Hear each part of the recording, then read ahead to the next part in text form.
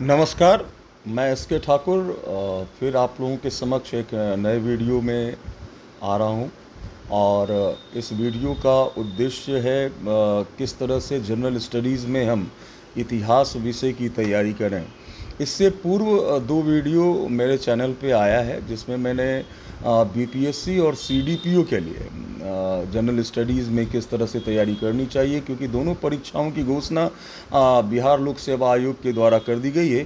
तो इन दोनों वीडियोज़ में मैंने एक स्ट्रेटजी आप लोगों को बताया था कि किस ढंग से आप तैयारी करें जनरल स्टडीज़ की, और सामान्य अध्ययन के जितने भी विषय हैं उन विषयों की क्या महत्ता है। सामान्य अध्ययन का मतलब ही है कि आप कितने सजग हैं, how much you are conscious, this is examine by general studies.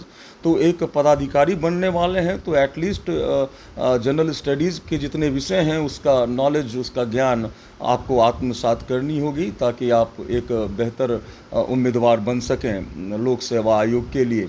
और अल्टीमेटली आप लोगों को पदाधिकारी बनना है, और एक अच्छे व्यक्तित्व के विकास के लिए सामान्य अध्ययन की तैयारी करना, सामान्य अध्ययन का ज्ञान होना बहुत ही ज़रूरी है। तो पिछले दो वीडियो को जिन्होंने नहीं देखा है उनसे मेरा आग्रह है कि कृपया उन दोनों वीडियोस को देखें, वो एक सीक्वेंस में आपको समझ में आएगा। और आज का जो वीडियो है वो भारतीय इतिहास की तैयारी हम कैसे करें, क्योंकि भारतीय इतिहास का सिलेबस बहुत बड़ा हो जाता है। प्राचीन भारत का इतिहास, मध्यकालीन भारत का इतिहास और आधुनिक भारत का इतिहास। और सबसे अधिक प्रश्न पूछने की जो प्रवृत्ति भी है वो इसी विषय से रहती है विभिन्न लोक सेवा आयोग में, चाहे वो आप सिविल सर्विसेज यूपीएससी की तैयारी करते हों या बिहार लोक सेवा आयोग की तैयारी करते हों। पहली बात तो यूपीएससी और बीपीएससी के समान अध्ययन की तैयारी को आप अलग नहीं मानें, क्योंकि सामान्य अध्ययन में जो यूपीएससी की तैयारी के लिए पढ़ना है वही आपको बीपीएससी की तैयारी के लिए पढ़ना है। थोड़ा बहुत जो स्टेट से संबंधित जानकारी है वो स्टेट पीसीएस के लिए ज़रूरी हो जाता है, जो भी स्टेट पीसीएस में आप अपियर होते हैं। इसलिए सामान्य अध्ययन को सामान्य अध्ययन के रूप में लें। और यूपीए, चाहे आप आईएएस की तैयारी यूपीएससी की तैयारी कर रहे हो या बीपीएससी या सीडीपीओ की तैयारी कर रहे हो, झारखंड पीसीएस या उत्तराखंड की तैयारी कर रहे हो, तो इतिहास का कक्षा शुरू करने से पहले वो जो वीडियोज़ आपके सामने आएंगे, मैं टॉपिक वाइज वीडियो लाऊंगा, लेकिन कुछ बातें इतिहास को लेकर, कुछ फंडामेंटल बातें जो आप लोगों को जाननी चाहिए, और ये सुन के आप लोग सीखें। और आप लोगों को पता है, इतिहास पढ़ेंगे तो जानेंगे कि जो वेद के बारे में जाने हैं वो भी श्रुति साहित्य हुआ करता था। और लोग सुन के अध्ययन करते थे। लिखने की कला और ज्ञान के क्षेत्र में लिखकर ज्ञान प्राप्त करने की कला तो 600 ईसा पूर्व में प्रारंभ हुई। उससे पहले लिखने की कला से लोग अनभिज्ञ थे और शिक्षा में सुनकर ज्ञान अर्जित किया जाता था। इसलिए ये प्रवृत्ति अपने में डेवलप करें कि सुन के भी आप लोग बहुत कुछ सीख सकें। निश्चित रूप से मैं चैप्टर वाइज जो बोर्ड होता है उसमें मैं बताऊंगा और एक सीक्वेंस में बताऊंगा, लेकिन आज जो मैं बताने जा रहा हूं वो आप लोगों के बहुत काम आएगा। पहली बात तो हम लोगों को भारतीय इतिहास जनरल स्टडीज़ के लिए पढ़ना है।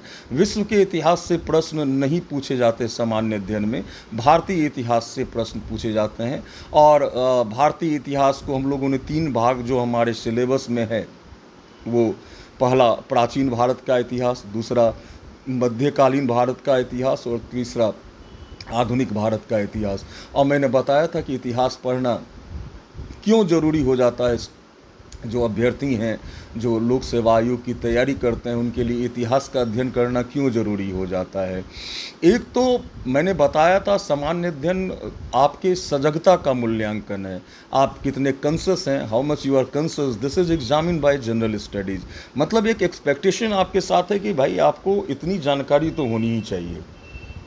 और इतिहास को लेकर एक भ्रम की स्थिति है कि इतिहास तो क्या बीती घटना है उसके बारे में जानना है, ये सामान्य अध्ययन में क्यों जरूरी है। तो चूंकि आपको पदाधिकारी बनना है, इस बात को बहुत ध्यान से सुने। इतिहास आपके व्यक्तित्व का विकास करता है, पहली बात। दूसरी बात कि इतिहास पढ़ने से आप अपने देश की सभ्यता और संस्कृति से परिचित होते हैं।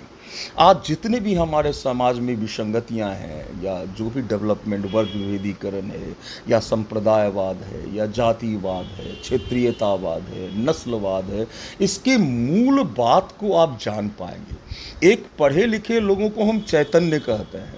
तो आपको इतिहास पढ़ने से आपके अंदर चैतन्यता आती है। आप कई ऐसे घटनाओं से परिचित होते हैं और जानते हैं कि ये घटना क्यों सफल हुई, अगर असफल हुई तो उसके पीछे क्या कारण थे, कोई व्यक्ति प्रसिद्ध है तो उसके पीछे क्या कारण है, कोई व्यक्ति असफल होता है तो उसके पीछे क्या कारण है। आप बहुत ही एनालिटिकल हो जाते हैं। इसलिए इतिहास एक महत्वपूर्ण पक्ष हो जाता है सामान्य अध्ययन का।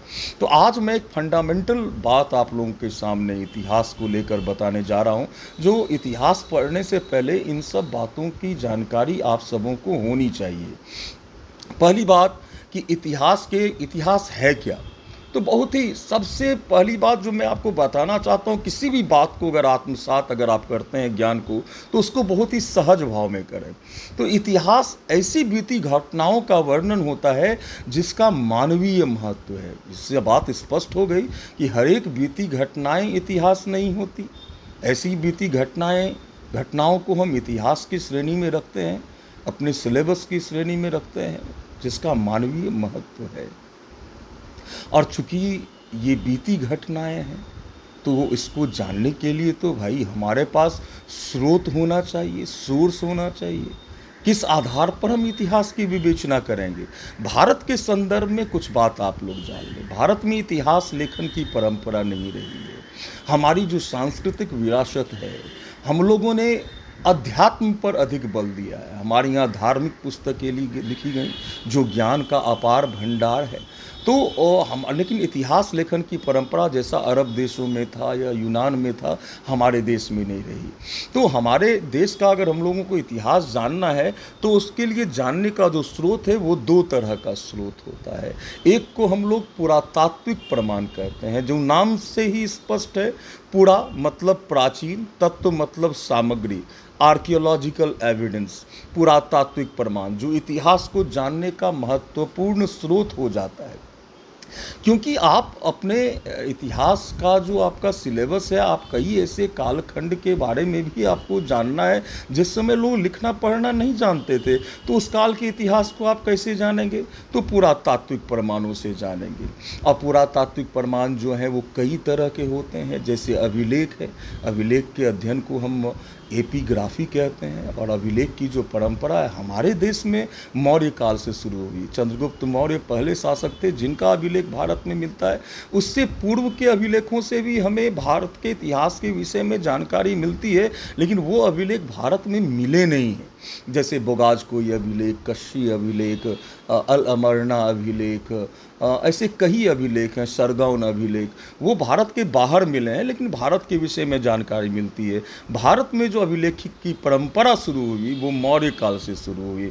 तो ये अभिलेख एक महत्वपूर्ण स्रोत हो जाता है। कई जानकारियाँ हमें अभिलेखों से प्राप्त होती हैं, जिसकी चर्चा हम आगे करते रहेंगे। और सिक्के आप जानते हैं कि हमारे देश में सिक्कों का प्रचलन महाजनपद काल में लगभग 550 ईसा पूर्व के आसपास प्रारंभ हुआ। और सिक्का भी एक महत्वपूर्ण स्रोत हो जाता है, पुरातात्विक प्रमाण है भारतीय इतिहास को जानने का। और सिक्कों के अध्ययन से संबंधित जो विज्ञान है उसे हम न्यूमिस्मैटिक्स कहते हैं। उसी तरह पत्थर से संबंधित विज्ञान को स्ट्रेटिग्राफी कहते हैं। जीवाश्म से संबंधित विज्ञान को पैलेंथोलॉजी कहते हैं। उसी तरह जो पुराना भवन है, स्मारक है, मंदिर है, चित्रकला है, वस्तुकला, जो भी खुदाई में हमें प्राप्त होता है वो एक महत्वपूर्ण स्रोत हो जाता है इतिहास को जानने का। तो आप लोग ये बात तो समझ गए कि इतिहास को जानने का एक महत्वपूर्ण स्रोत जो है वो पुरातात्विक प्रमाण है। और यह भी सवाल आया होगा कि भाई हम कैसे इसके काल के बारे में हम कैसे पता लगाते हैं। तो ये बात जान लीजिए कि carbon 14 dating and uranium 238 dating. Carbon 14 जो कार्बन का समस्थानिक है, आइसोटॉप है, उसी तरह यूरेनियम 238 यूरेनियम का आइसोटॉप है। ये दोनों पद्धतियों से हम किसी भी पुरातत्व का काल निर्धारण करते हैं। जैसे जीवाश्म के लिए कार्बन 14 डेटिंग, जिसकी खोज नॉर्मन लेवी ने, अमेरिका के भौतिक विज्ञान के बहुत बड़े विद्वान थे वो, उन्होंने इसकी खोज की थी। और उन्होंने ये पता लगाया कि हर एक शरीर में कार्बन 14 की एक निश्चित मात्रा होती है। जब उसकी मृत्यु होती है तो उसके शरीर से कार्बन 14 बाहर निकलता है, और कितना कार्बन 14 बच गया इसकी गणना करके हम किसी भी जीवाश्म का काल निर्धारण कर लेते हैं। इसलिए आज हम लोग जान पाए डायनासोर के बारे में, अपने पूर्वजों के बारे में। इसमें जीवाश्म का अध्ययन एक महत्वपूर्ण भूमिका का निर्वाह करता है। तो मैंने बताया कि पहला जो महत्वपूर्ण स्रोत है इतिहास को जानने का वो पुरातात्विक प्रमाण अर्थात आर्कियोलॉजिकल एविडेंस है, और दूसरा प्रमाण है रिटन एविडेंस या लिखित प्रमाण।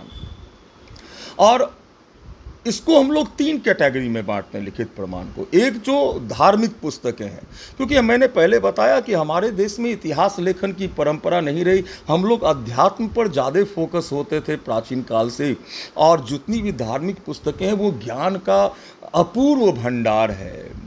हमारे भारतीय संस्कृति का जो चित्रण है, वो हमारे भारतीय संस्कृति का जो प्रतिबिंबन है, वो आपके प्राचीन साहित्यों में, धार्मिक साहित्यों से हमें ज्ञात होता है। जैसे वेद है, वेद के बाद ब्राह्मण साहित्य की रचना हुई, ब्राह्मण के बाद आरण्यक, देन उपनिषद, महाभारत, रामायण, बौद्ध ग्रंथ, जैन ग्रंथ, कुरान शरीफ, बाइबल, गुरु ग्रंथ साहब, जिंदावेस्ता, जितने भी धार्मिक पुस्तकें हैं ना, वो इतिहास को जानने का एक महत्वपूर्ण स्रोत हो जाता है। और शेष साहित्यों को हम धर्मेत्तर साहित्य के अंतर्गत रखते हैं। हर एक युग में ये साहित्य की रचना हुई, जो हम लोग चैप्टर वाइज जब मैं आपको बताऊंगा तो मैं बताऊंगा किस युग में कौन कौन सी किताब लिखी गई। जैसे कौटिल्य ने अर्थशास्त्र लिखा, जो पॉलिटिकल साइंस की बहुत ही महत्वपूर्ण पुस्तक है, कामंदक का नीतिसार, इसी तरह शूद्रक का मृच्छकटिकम, मुद्रा राक्षस का विशाखदत्त का मुद्रा राक्षस, ऐसी कई रचनाएं हैं, कालिदास का विज्ञान शाकुंतलम, रघुवंशम, विक्रमोर्वशीयम, ऐसी कई पुस्तकें हैं जिसकी चर्चा हम लोग पढ़ने के दौरान, चैप्टर वाइज पढ़ने के दौरान करेंगे।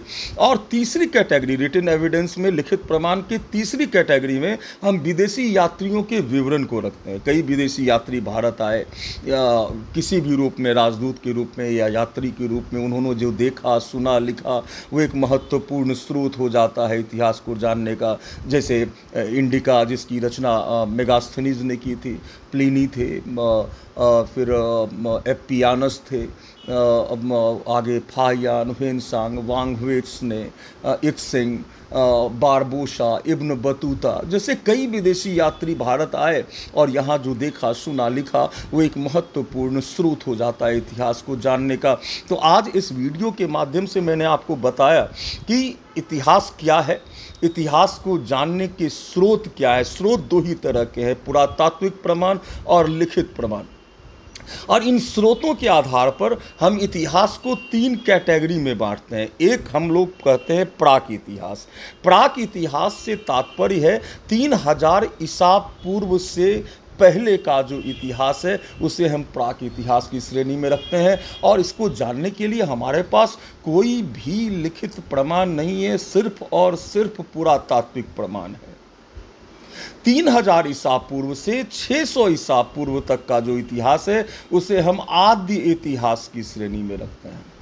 और इस इतिहास की विशेषता यह है कि इस कालखंड के इतिहास को जानने के लिए हमारे पास लिखित और पुरातात्विक दोनों प्रमाण मौजूद हैं, लेकिन लिखित प्रमाण को हम लोग पढ़ नहीं पाए हैं। जैसे इंडस वैली सिविलाइजेशन, हड़प्पा सभ्यता, उसकी जो लिपि है ब्रास्टोफैंडम लिपि, जिसको चित्राक्षर लिपि या पिक्टोग्राफ कहते हैं, उसको अभी तक पढ़ा नहीं जा सका है। इसलिए हड़प्पा सभ्यता हम लोग आदि इतिहास की में रखते हैं। और 600 ईसा पूर्व से ऐतिहासिक काल प्रारंभ हो जाता है, क्योंकि इसी युग में पहली जो लिपि थी ब्राह्मी लिपि, उसके बाद खरोष्ठी लिपि का विकास हुआ, और कई रचनाएं हमें 600 BC की मिलती है। तो यहाँ से ऐतिहासिक युग शुरू हो जाता है। ये कुछ फंडामेंटल बातें इतिहास के स्रोत को लेकर मैंने बताया था। और 600 ईसा पूर्व से ऐतिहासिक काल प्रारंभ हो जाता है। तो तीन कैटेगरी में बांटा, प्राक इतिहास 3000 ईसा पूर्व से पहले का काल, आदि इतिहास 3000 ईसा पूर्व से 600 ईसा पूर्व तक के बीच का काल, और 600 ईसा पूर्व से जो टाइम पीरियड है उसको हम ऐतिहासिक काल के अंतर्गत रखते हैं। मुझे लगता है बहुत ही सहजता से आप लोग इन बातों को समझ पाएँ। और नॉर्मली हम लोग पढ़ाई लिखाई में जिस कैलेंडर का यूज़ करेंगे वो ग्रेगोरियन कैलेंडर है। जिसको क्रिश्चियन कैलेंडर भी कहते हैं, जिसमें बीसी और AD, BC before Christ, AD anno domini, ये ईसा मसीह के जन्म और मृत्यु से संबंधित नहीं है, क्योंकि ईसा मसीह का जन्म 4 बीसी में हुआ था, 4 ईसा पूर्व में, और उनकी मृत्यु हुई थी 36 एडी में, है ना। तो ये कभी भी आफ्टर डेथ या ईसा मसीह के जन्म से जोड़ के इस कैलेंडर को नहीं देखा जाना चाहिए।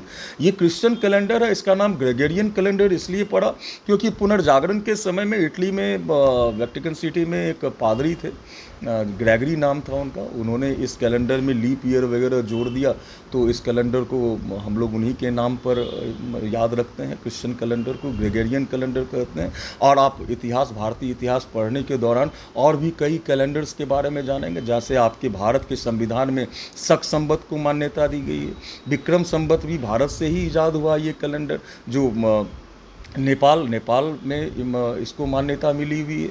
इसी तरह हिजरी संवत है, इलाही संवत है, गुप्त संवत है, बल्लभी संवत है, कलचुरी संवत है, जिसके बारे में आपको जानकारी मिलेगी, निश्चित रूप से मिलेगी। लेकिन ये कंसेप्ट हटा दे, अगर बीसी की बात करते हैं, अगर ईस्वी सन की गणना 1 ईस्वी से शुरू हुई है तो अभी 2021 ईस्वी है, इसका मतलब 2000 जब से ईस्वी सन की गणना शुरू हुई है तब से 2021 वर्ष हो चुके हैं। अगर हम बीसी की बात करते हैं, जितना बीसी बोलेंगे उसका, अगर हम 10 बीसी बोलते हैं इसका मतलब 1 ईस्वी से 10 साल पहले का काल। अगर हम 600 बीसी बोलते हैं तो 1 ईस्वी से 600 साल पहले का काल। ये कुछ सामान्य बातें, फंडामेंटल बातें जो आज मैं आप लोगों के समक्ष लाया हूं, और जल्द ही एक नया वीडियो आएगा आप लोगों के समक्ष, जिसमें हम प्राक इतिहास को लेकर क्लासरूम में मैं लेक्चर दूंगा और उसको बहुत अच्छे ढंग से आप लोगों के सामने क्लियर करूंगा। लेकिन आज जो भी मैंने बातें कही उसको बार बार सुने, और श्रुति मतलब सुनकर शिक्षा ग्रहण करना, ये भी एक कला है, और यह योग्यता अपने में डेवलप करें, और हमेशा जाने होनहार बिरवान के होत चिकने पात, ये बहुत पुरानी कहावत है, और इसे सत्य ना माने, जब जागो तब सवेरा। अगर आप आज ही भी जग जाते हैं तो निश्चित रूप से आप सफलता आपसे दूर नहीं है। और ये भी सुना होगा, बचपन में ही पढ़ा होगा, रसरी यावत जात ते सिल पर परत निशान। हाँ, जब एक रस्सी से पत्थर पर निशान पड़ जाता है तब आप बार बार सुने, बार बार एक चीज़ को पढ़ें, अपने अंदर आत्मविश्वास को पैदा करें, निश्चित सफलता आपका इंतज़ार कर रहा है। और हमारी तरफ से आप सबों को शुभकामनाएं। हमारे वीडियो से इसी तरह जुड़े रहें। बहुत बहुत धन्यवाद। प्रणाम।